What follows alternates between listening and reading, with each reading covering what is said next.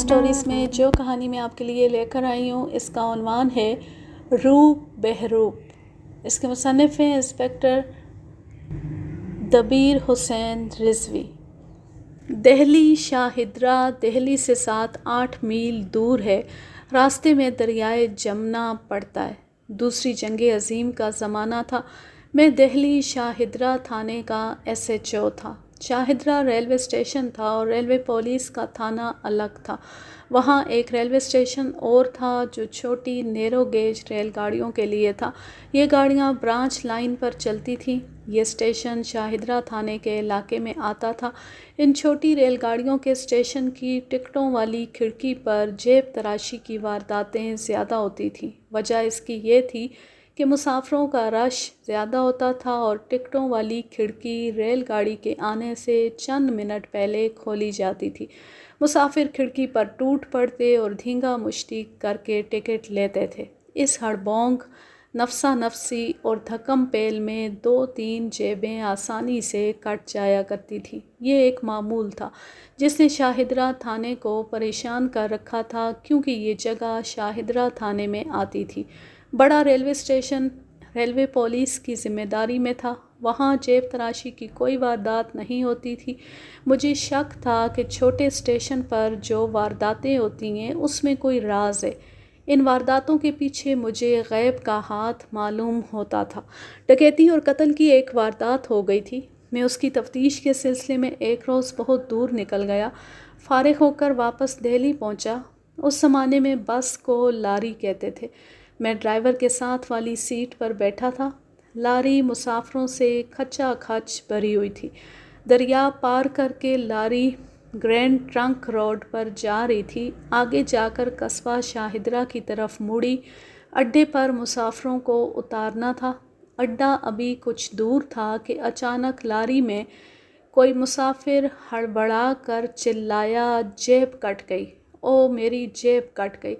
मैंने ड्राइवर से कहा कि फ़ौरन लारी रोको।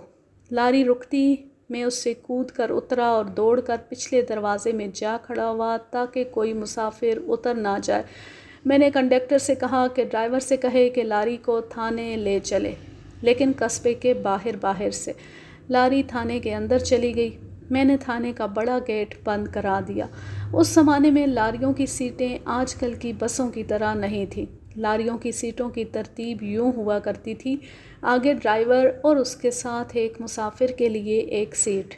उसके पीछे लारी के दाएं से बाएं तक 2 लंबी सीटें आमने सामने, जिन पर 5-5 या 6-6 मुसाफिरों को बिठाया जाता था। उनके पीछे दूसरी तरह की सीटें होती थीं। उस लारी में ड्राइवर के पीछे वाली लंबी सीटों पर औरतें अपने बच्चों के साथ बैठी थीं। मैंने पहले उन्हें लारी से उतारा, उनके चेहरों और लिबास से उनकी हैसियत वगैरह को परखा। उनमें मुझे कोई जेब तराश नज़र नहीं आती थी। उन्हें मैंने अलग कर दिया, बल्कि उनमें से जो अकेली सफ़र कर रही थीं उन्हें जाने की इजाज़त दे दी। जिनके साथ मर्द थे उन्हें रुकना पड़ा, क्योंकि मर्दों की मुझे जामे तलाशी लेनी थी।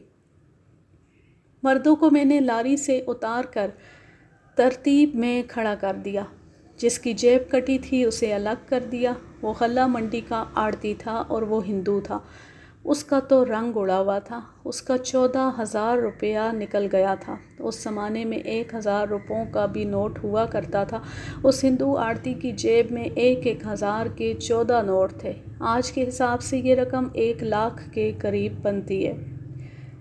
जेब जो कटी थी वो बाहर नहीं थी, यानी वो कुर्ते या कमीज़ की जेब नहीं थी। अक्सर लोग कुर्ते या कमीज़ के नीचे मोटे लट्ठे की वास्कट पहना करते थे। उसकी 2 बल्कि 4 जेबें होती थीं, 2 बाहर और 2 अंदर। उस आड़ती ने कुर्ता उठाकर मुझे वास्कट की बाईं तरफ वाली जेब दिखाई। ये नीचे से साफ कटी हुई थी, जैसे किसी ने कैंची या ब्लेड से काटी हो। मैंने तमाम मुसाफिरों को कटी हुई जेब दिखाई। ये किसी उस्ताद का काम था। कुर्ते के अंदर हाथ ले जाकर वास्कट की जेब इस तरह काटना कि जेब वाले को पता ही ना चले और रकम हाथ आ जाए। ایک ایسا کمال تھا جو صرف استاد جیب تراش ہی دکھا سکتے تھے۔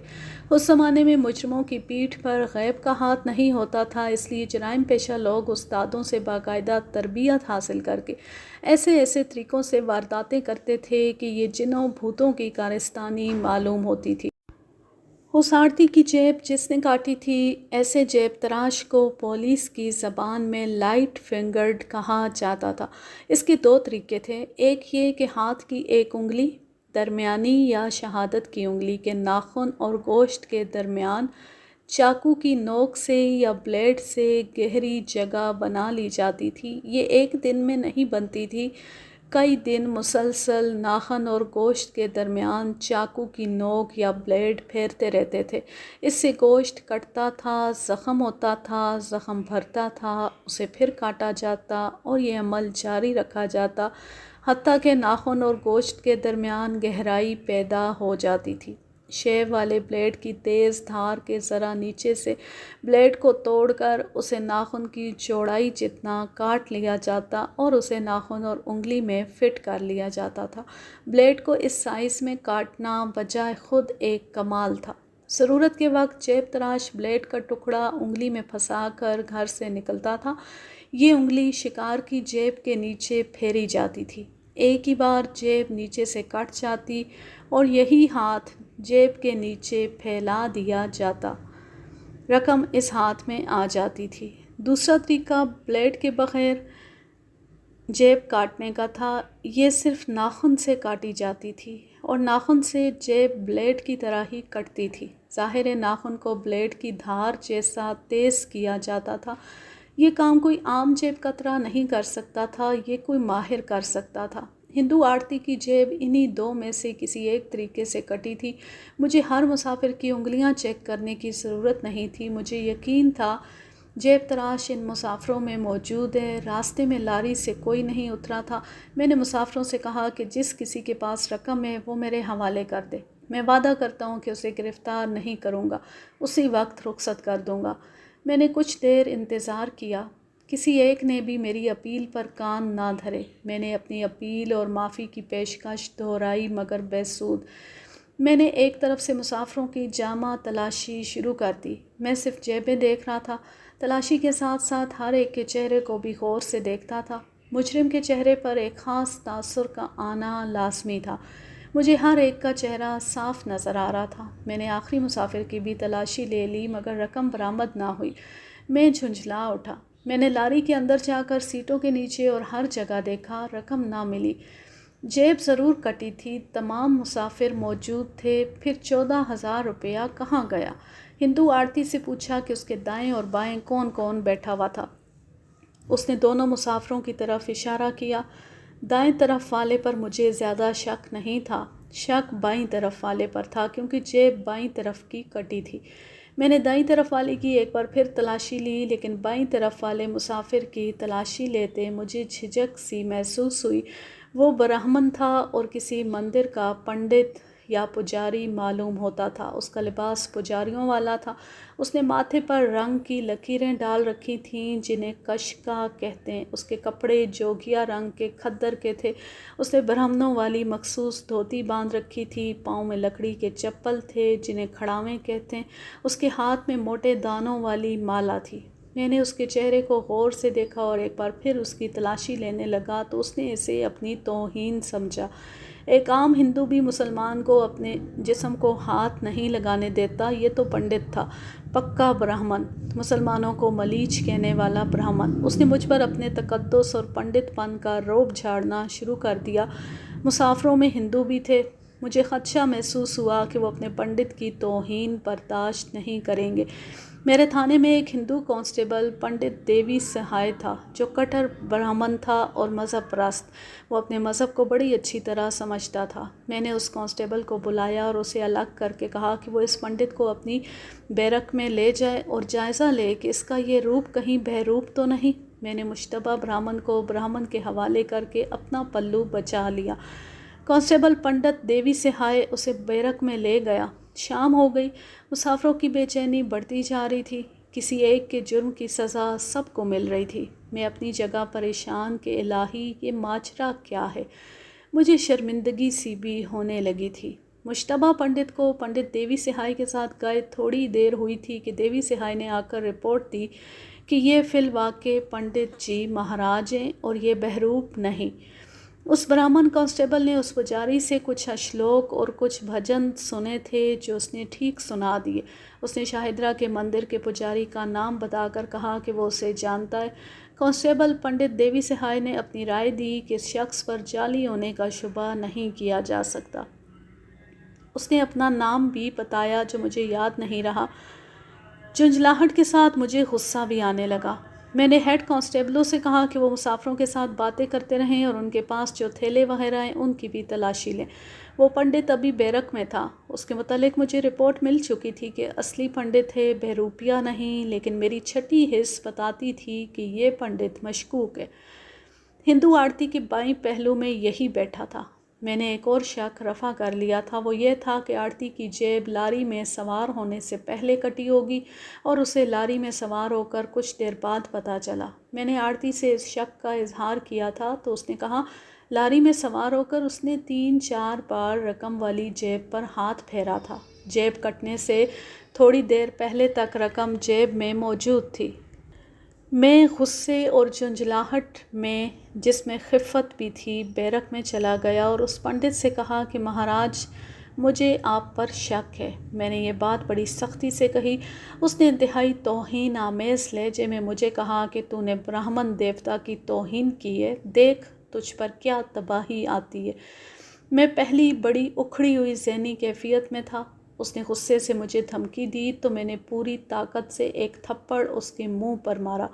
اس نے اگلے تھپڑ سے بچنے کے لیے اپنا دایاں بازو اپنے منہ کے آگے کر لیا۔ اس ہاتھ میں اس نے مالا پکڑ رکھی تھی۔ میرا ہاتھ اس کی مالا میں پھنس گیا۔ میں نے دوسرے ہاتھ سے اس کا گریبان پکڑا اور زور سے دھکا دیا۔ وہ پیچھے دیوار سے جا لگا۔ وہ اٹھا تو میں نے اس کے کولوں کے نیچے لات ماری، پھر 1-2 تھپڑ اور 1-2 لاتیں ماری۔ وہ گرتا تھا، اٹھتا تھا، میں اسے لات یا تھپڑ مارتا تھا۔ میرا پاؤں 2-3 بار اس کی دھوتی میں الجھا جو میں نے جھٹکے سے الگ کیا اور اس کی دھوتی کھل گئی۔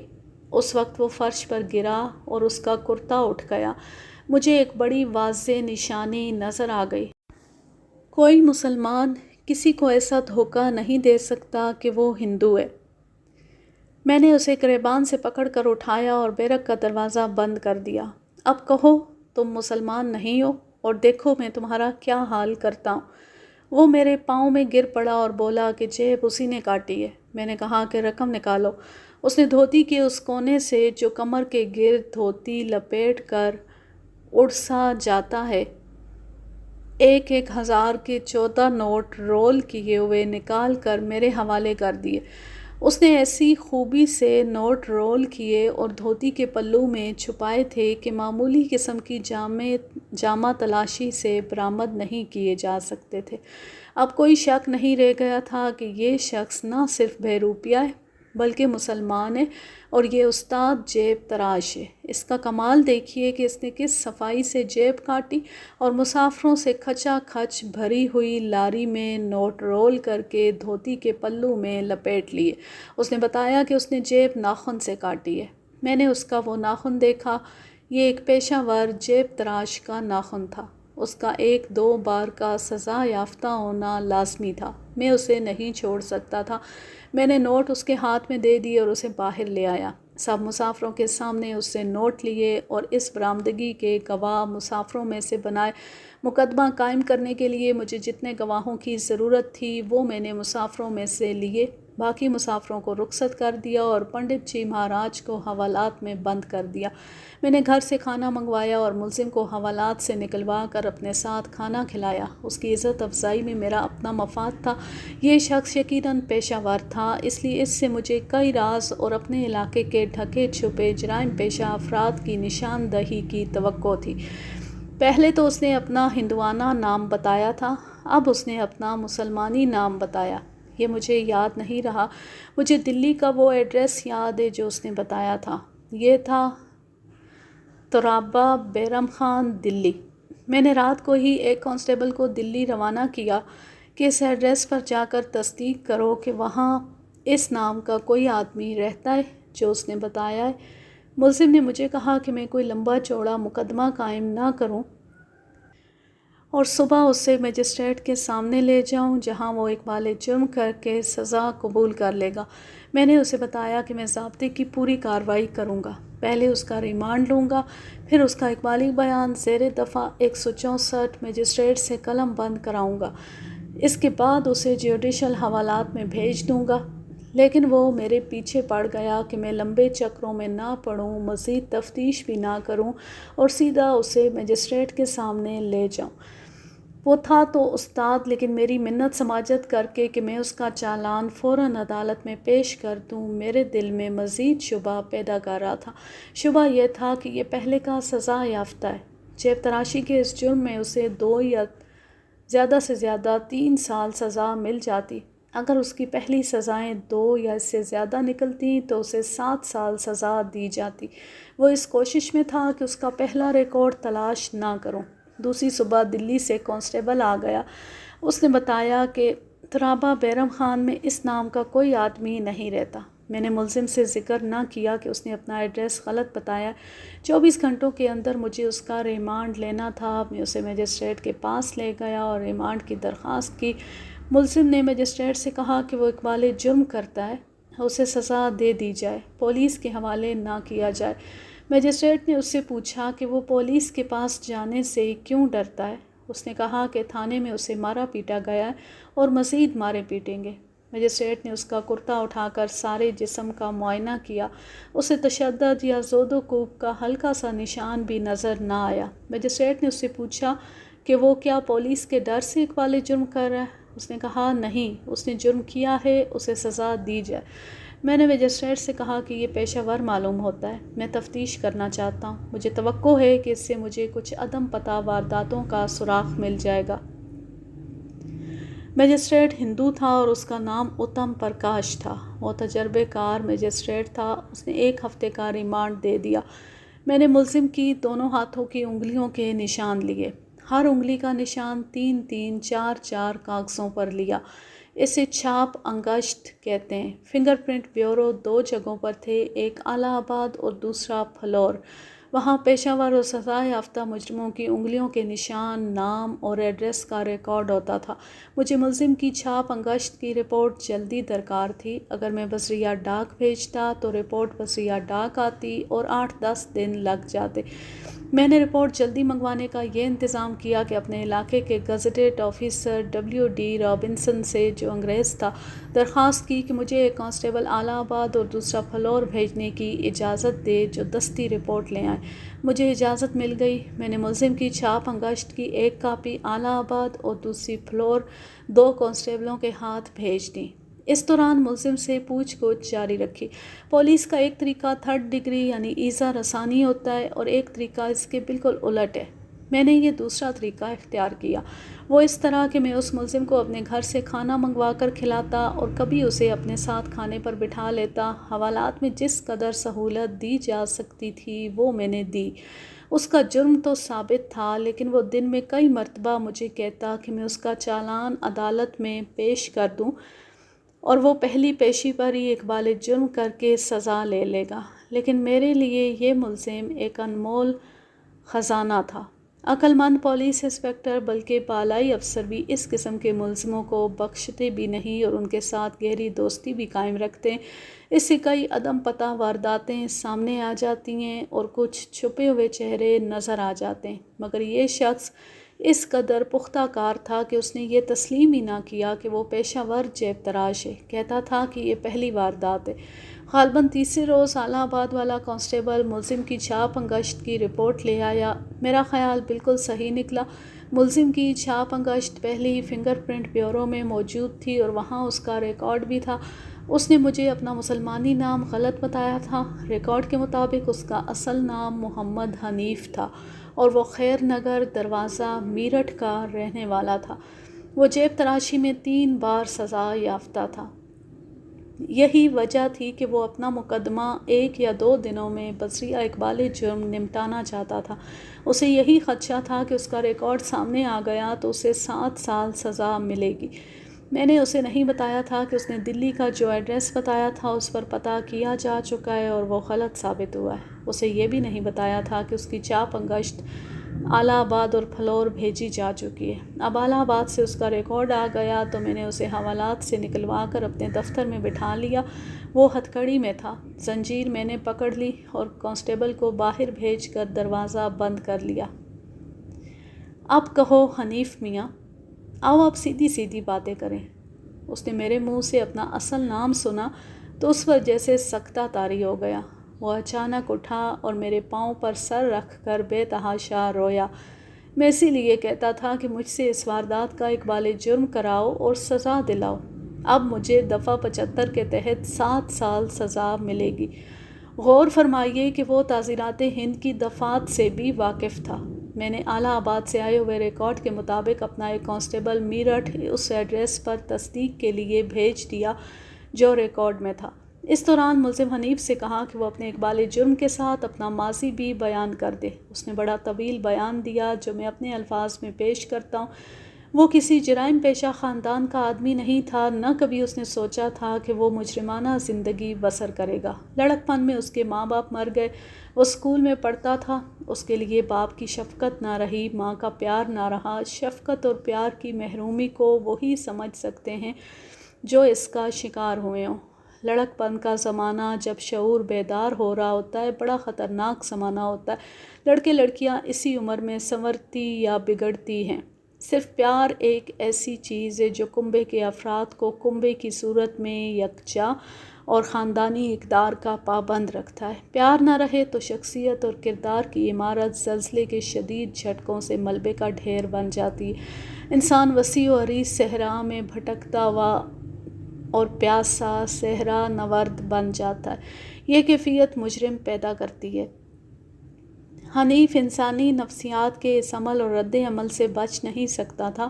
وہ کھیلنے کودنے اور آوارہ پھرنے والے لڑکوں سے جا ملا، ان سے اسے بری عادتیں ملیں جو پختہ ہوتی چلی گئیں۔ نوجوانی میں اسے یہ احساس ہوا کہ اسے کوئی ذریعہ معاش تلاش کرنا چاہیے۔ اس مقصد کے لیے وہ دلی چلا گیا۔ وہاں کسی سے جان پہچان نہیں تھی۔ اس نے زندگی کی جو راہ اختیار کر لی تھی اس راہ پر چلتے اس کی ملاقات ایک آدمی کے ساتھ ہو گئی۔ حنیف نے اسے بتایا کہ وہ روزگار کی تلاش میں مارا مارا پھر رہا ہے، تو یہ آدمی اسے سبزی منڈی کے علاقے میں ایک آدمی کے پاس لے گیا جو خلیفہ کہلاتا تھا اور اس کی حیثیت پیر و مرشد جیسی تھی۔ وہ کوئی صوفی یا عالم فاضل نہیں تھا، وہ جیب تراشوں کا پیر و مرشد تھا۔ اس نے جیب تراشی کا باقاعدہ اسکول کھول رکھا تھا۔ اس کا نام سلیمان تھا، خلیفہ سلیمان کہلاتا تھا، لیکن اس کے کئی نام تھے۔ حنیف نے بھی مجھے ایک نام ہندوانہ اور ایک نام مسلمانی بتایا تھا، یہ دونوں نام غلط تھے۔ اسی طرح خلیفہ سلیمان بھی صورتحال کے مطابق اپنا نام بدل لیتا تھا۔ اس کی استادی کی داد دیجیے۔ دلی کے کنجان آباد علاقے میں اس نے ٹریننگ اسکول کھول رکھا تھا اور پولیس بے خبر تھی۔ خلیفہ نے حنیف کو دیکھا تو اسے اس نوجوان میں جوہر نظر آ گئے۔ حنیف خوبرو اور دلکش قد کاٹ کا جوان تھا۔ وہ جس سکول میں پڑھتا رہا تھا وہاں ہندی لازمی پڑھائی جاتی تھی۔ خلیفہ نے اسے استعمال کرنے کا فیصلہ کیا اور حنیف کو جیب تراشی کی ٹریننگ دینے لگا۔ اس کے ساتھ ہی اس نے حنیف کو پنڈتوں اور پجاریوں کا بہروپ دھارنے کی تربیت دینی شروع کر دی۔ حنیف ہندو بن کر مندر میں چلا جاتا اور دیکھتا کہ پنڈت اور سادھو محنت کس طرح باتیں کرتے ہیں اور کیا باتیں کرتے ہیں۔ اس نے اشلوک اور بھجن وغیرہ یاد کرنے شروع کر دیے۔ خلیفہ اسے باقاعدہ ریہرسل کراتا تھا۔ جیب تراشی کا جو طریقہ خلیفہ نے حنیف کو سکھایا وہ ناخن سے جیب کاٹنے کا تھا۔ اگر آپ اپنے ایک ناخن کو تیز دھار کر لیں تو آپ بھی کپڑا کاٹ سکتے ہیں، لیکن کسی کی جیب اس طرح کاٹنا کہ جیب والے کو پتہ نہ چلے اور کوئی دوسرا بھی نہ دیکھ سکے، پھر رقم کو پلک جھپکتے غائب کر کے خود بھی غائب ہو جانا ایک ایسا فن ہے جس کی تربیت برسوں لینی پڑتی ہے، ورنہ آپ کی حالت ایسی ہی ہوگی جیسے کسی بچے کے ہاتھ میں ستار دے کر اسے کہو کہ راگ مالکونس بجاؤ۔ موقع واردات سے غائب ہونے کے سلسلے میں مجھے ایک بات اور کہنی ہے۔ جیب تراشی آج بھی ہوتی ہے۔ جیب تراشوں نے علاقے بانٹ رکھے ہوتے ہیں، لیکن واردات کر کے موقع سے غائب ہونے میں انہیں کوئی دشواری پیش نہیں آتی۔ ہر علاقے میں پولیس کانسٹیبل ڈیوٹی پر ہوتا ہے۔ باس کانسٹیبل جانتے ہیں کہ اس کے علاقے میں اس وقت کون سا جیب کترا گھوم پھر رہا ہے۔ اگر وہ کسی کی جیب کاٹتے پکڑا جائے تو جیب والا شور مچاتا ہے، لوگ اکٹھے ہو جاتے ہیں، ادھر سے کانسٹیبل دوڑا آتا ہے۔ وہ صورتحال پر قابو پانے کے لیے تماشائیوں کو پیچھے دھکیلتا اور کچھ اور حرکتیں کرتا ہے۔ اس دھکم پیل میں جیب تراش غائب ہو جاتا ہے۔ ہمارے وقتوں میں جیب تراشوں کو ایسا تعاون حاصل نہیں تھا۔ جیب تراشوں کو بھاگ نکلنے کے فن کی بھی ٹریننگ لینی پڑتی تھی۔ میں آپ کو جو کہانی سنا رہا ہوں، اسی سے آپ اندازہ کر لیں کہ میں حنیف کو اسی واردات میں عدالت میں پیش کر کے سزا دلا سکتا تھا۔ تھانے داروں کی کوشش بھی یہی ہوتی ہے کہ مقدمے جلدی جلدی فیصلوں تک پہنچے۔ آئے دن کی پیشیاں اور گواہوں کو ڈھونڈ ڈھونڈ کر پیش کرنا بڑا ہی صبر آزما کام ہوتا ہے، لیکن میں اس کوشش میں تھا کہ اس ایک ملزم سے مجھے چند اور مجرم بھی مل جائیں۔ دیکھیے میری کوشش کس طرح بارآور ہوئی کہ مجھے جیب تراشی کے ایک سکول کا اتا پتہ مل گیا۔ حنیف نے وقت سے پہلے ٹریننگ مکمل کر لی اور اس نے اپنے خلیفہ کو 2-3 کامیاب وارداتیں کر کے دکھا دیں۔ وہ مندروں میں جاتا رہا، پھر اس نے پجاریوں کا بہروپ دھار لیا اور مختلف مندروں کے چھوٹے بڑے پنڈتوں اور پجاریوں کے ساتھ اٹھنے بیٹھنے لگا۔ اب وہ چونکہ دہلی شاہدرہ کے علاقے میں وارداتیں کر رہا تھا، اس لیے اس نے شاہدرہ کے مندر کے بڑے پجاری کے ساتھ پجاری کی حیثیت سے میل جول پیدا کر رکھا تھا۔ اس کا یہ بہروپ اس قدر کامیاب تھا کہ میں نے شاہدرہ کے مندر کے پنڈت سے جا کر پوچھا کہ اس ہندوانہ نام کے کسی پجاری کو وہ جانتا ہے۔ اس نے کہا کہ وہ اسے نہ صرف جانتا ہے بلکہ اس کا معترف ہے۔ میں نے اسے بتایا کہ وہ تو پیشہ ور جیب تراش اور مسلمان ہے۔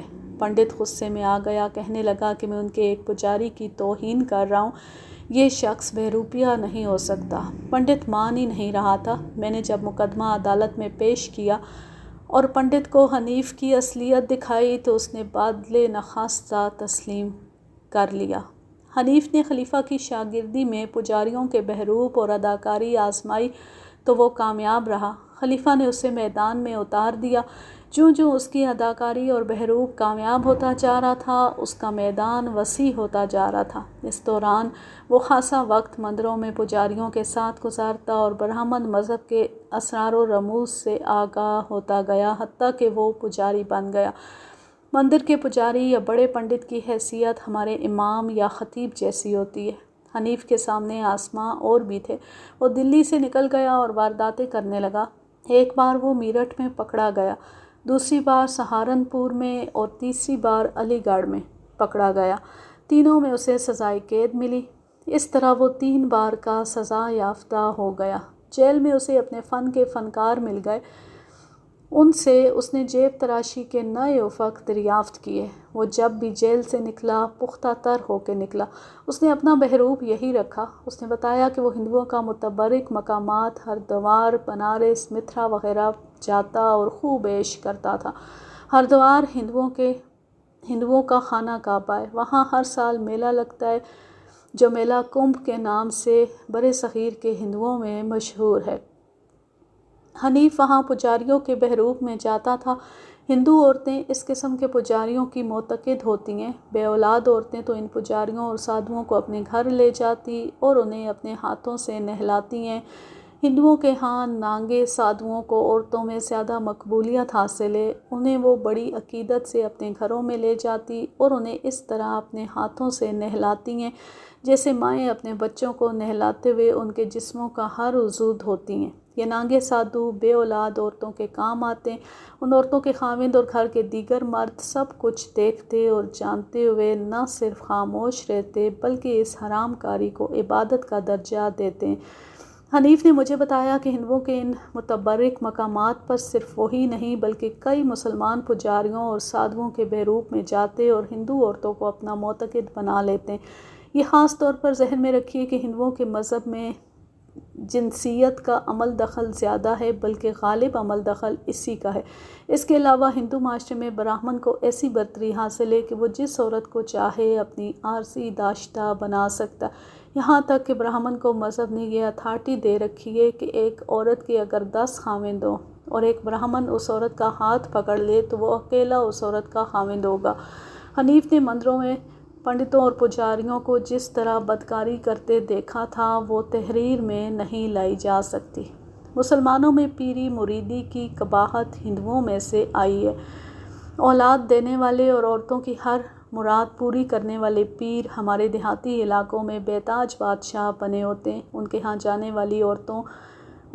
جانے والوں میں عورتوں کی تعداد زیادہ ہے۔ پھر حنیف نے میرٹھ کو اپنا مرکز بنا لیا اور وہیں شادی کر لی۔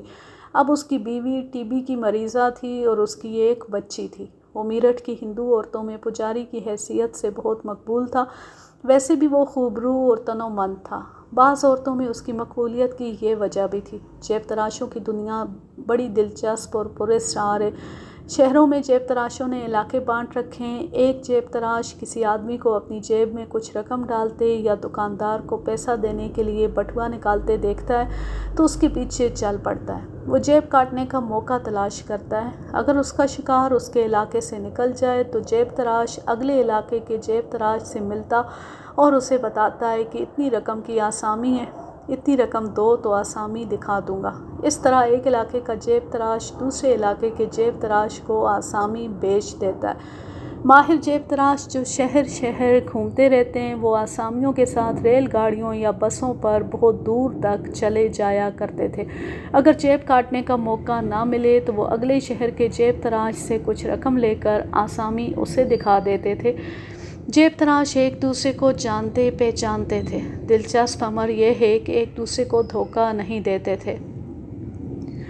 حنیف نے اپنے اقبالی بیان میں ایک اور راز سے پردہ اٹھایا۔ میں نے ابتدا میں ذکر کیا ہے کہ شاہدرہ کے چھوٹی ریل گاڑیوں کے اسٹیشن پر ٹکٹوں والی کھڑکی پر جیب تراشی کی بہت وارداتیں ہوا کرتی تھیں۔ یہ علاقہ چونکہ شاہدرہ تھانے کی ذمہ داری تھا، اس لیے یہ وارداتیں اس تھانے کے لیے درد سر بنی ہوئی تھیں۔ جیب تراش پکڑے نہیں جاتے تھے۔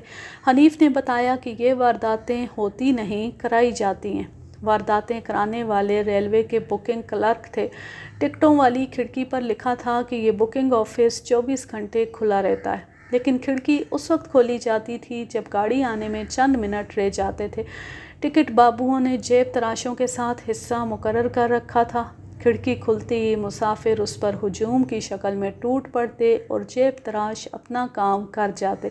حنیف نے شاہدرہ کے ایک پنواڑی کا نام بتایا۔ وہ جیب تراشوں کا سرغنہ تھا اور خود بھی وارداتیں کرتا تھا۔ وہی ریلوے کے آدمیوں کو حصہ دیا کرتا تھا۔ میں نے فوری طور پر اس پنواڑی کو گرفتار کیا اور ریلوے کے ملازمین کی نشاندہی کرائی۔ میں نے ان کی رپورٹ ریلوے کے حکام کو بھجوائی۔ اس طرح وہاں جیب تراشی کی وارداتیں ختم ہو گئیں۔ پھر میں نے دلی پولیس کو سبزی منڈی والے خلیفہ سلیمان کی رپورٹ دی اور جیب تراشوں کا وہ سکول بند ہوا۔ حنیف اب جس واردات میں پکڑا گیا تھا اس کے متعلق اس نے بتایا کہ اسے معلوم نہیں تھا کہ اس کے دائیں جو مسافر بیٹھا ہے اس کے پاس اتنی زیادہ رقم ہے۔ پتہ اس طرح چلا کہ وہ بار بار اپنا دایاں ہاتھ اپنے بائیں پہلو پر رکھتا تھا۔ اکثر لوگ یوں کرتے ہیں کہ جس جیب میں رقم زیادہ ہو اس پر بار بار ہاتھ رکھتے ہیں۔ جیب تراش سمجھ لیتے ہیں کہ اس جیب میں رقم ہے اور رقم زیادہ ہے۔ حنیف کے شکار نے کئی بار اپنے بائیں پہلو پر ہاتھ رکھا تو حنیف نے دیکھا کہ اس شخص نے قمیض کے نیچے واسکٹ پہن رکھی ہے۔ حنیف نے اپنا کمال دکھا دیا۔ میں اتنا کچا نہیں تھا کہ آپ کو اتنے راز دے دیتا، اس نے اقبالی بیان دے کر کہا۔ میں نے اخلاقی فرض سمجھا ہے کہ آپ نے میرے ساتھ جو اچھا سلوک کیا ہے اس کے صلے میں کچھ تو آپ کو دوں۔ میرے پاس اور کچھ بھی نہیں۔ یہ راز ہیں جو آپ کے لیے قیمتی ہوں گے۔ میں 7 برسوں کے لیے اندر جا رہا ہوں۔ صرف ایک غم ہے، میری بیوی میرٹھ میں ہے اور وہ ٹی بی کی مریضہ ہے، ایک بچی ہے، انہیں دیکھنے والا کوئی نہیں رہا۔ میں نے اس سے وعدہ کیا کہ میں اس کی بیوی اور بچی کی دیکھ بھال کروں گا۔ حنیف کو 7 سال سزائے قید ہو گئی۔ میں نے ایک کانسٹیبل کو اپنے طور پر حنیف کی بیوی کو دیکھنے کے لیے میرٹھ بھیجا۔